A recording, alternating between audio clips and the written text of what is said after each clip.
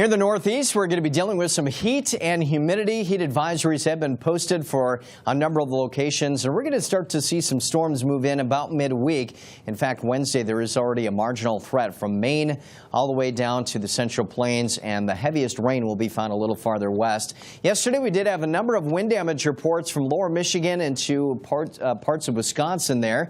That same unsettled weather is part of a much larger storm system that will make its way in our direction again by the second half of the week. Highs yesterday warming up only into the 70s in Portland and Buffalo. We made it to the upper 80s in D.C., 90 in Cincinnati, where we made it into the upper 80s and 90s. That's where we were a little bit above average. Looking at heat advisories and excessive heat watches from Boston to New York and all the way over to Chicago and St. Louis. So these temperatures here, at least today, will feel more like the low to mid 90s from New York to Philly, D.C., Virginia Beach up to near 100, and Cincinnati feeling more like 100. So again, we're going to have at least a few days of that type of heat. Just a general thunderstorm threat with all the heat and humidity in place over the Northeast. And then as we get into our Tuesday, again, right along the international borders where we have that marginal threat area, it does shift just a little bit farther south into Wednesday. So just note that things will become a little more unsettled the farther west you get as we approach that midweek time period. So showers and storms there, a little bit drier, certainly much hotter as you head farther south. There's the rainfall potential through midweek.